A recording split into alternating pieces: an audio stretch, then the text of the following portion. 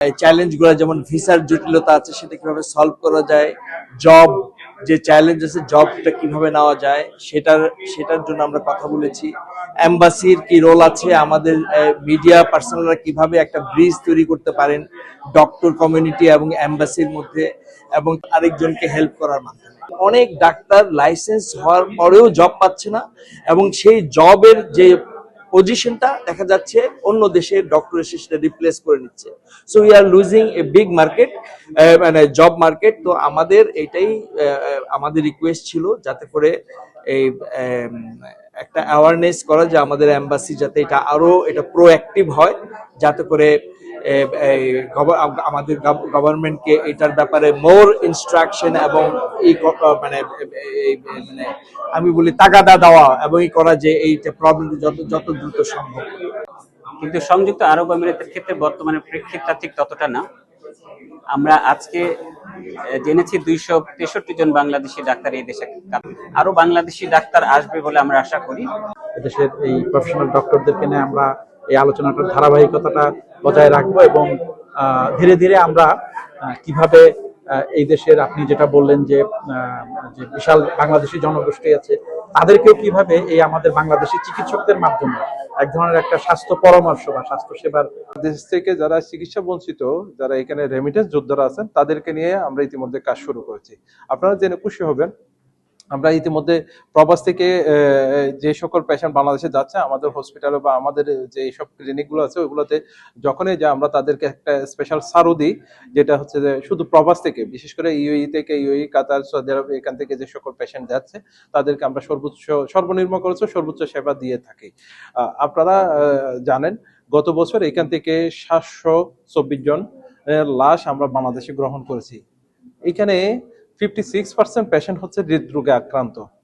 এখান থেকে যে সকল পেশেন্ট বাংলাদেশে যায় তারা 80% 90% শেষ পর্যায়ে যায়, তাদেরকে আসলে আমরা রিকভারি করা অনেক কঠিন হয়ে যায়।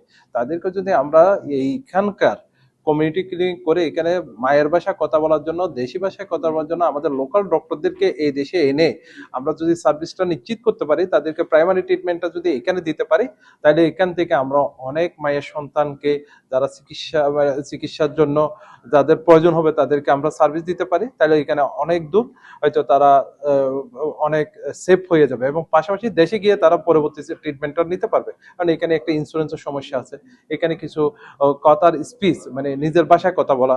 আমার ধরেন একটু আগে আমাদের এখানকার আমাদের রাষ্ট্রদূত মহোদয় বলছেন পেটে সিনসিন করে, কিন্তু এটা কিভাবে আমরা এখানে ডক্টরকে বোঝাবো, সেটা কিন্তু আমাদের দেশের ডক্টরকে বোঝাতে এটা সক্ষম, আদারওয়াইজ অন্য কোনো কান্ট্রির ডক্টরকে এই জিনিসটা আমরা বোঝাতে পারবো না। তাইলে আমরা চাই আমরা ফিজিক্যালি উদ্যোগ এবং ডিজিটাল প্ল্যাটফর্ম দুইটা একসাথে কাজ করতেছি। বিশেষ করে আমাদের ডিজিটাল প্ল্যাটফর্মের নাম দিয়েছি আমরা প্রবাসী স্বাস্থ্য সেবা।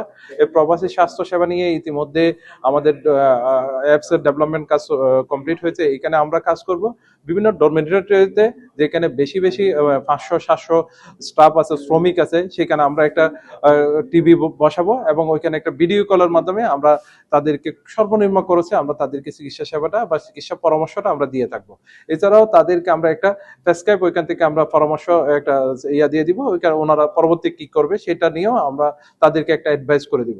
এছাড়া আমরা ফিজিক্যাল কমিটিগুলো থেকে আমাদের যে সব সুযোগ থাকবে, সেখানে আশেপাশে যে সকল বাঙালিরা থাকবে ওই ফিজিক্যাল কমিটিতে গিয়ে, কমিটি ক্লিনিকগুলোতে গিয়ে ওনারা সার্ভিসটা নিতে পারবে। আর আজকে এখানে আমরা বাংলাদেশের মানে সংযুক্ত আরব আমিরাতে প্রায় 265 জন ডক্টর এখানে লাইসেন্স প্রাপ্ত আছে। এছাড়া আরো বেশ কিছু ডক্টর আছে যারা এখন আমাদের এনলিস্টেড হয়নি, আমরা তাদেরকে নিয়েও বিভিন্নভাবে আলোচনা করে যাচ্ছি। তাদেরকেও যদি আমরা এই পেশেন্টগুলোকে, এখানকার প্রবাসী রেমিটেন্স যোদ্ধাদেরকে, যাদের অসুস্থ হবে যারা, তাদেরকে যদি আমরা রেফার করতে পারি নির্দিষ্ট এরিয়াগুলোতে, হয়তো এটা আরো ফ্রুটফুলিরও এখান থেকে একটা রেজাল্ট আসতে পারে আমার বিশ্বাস।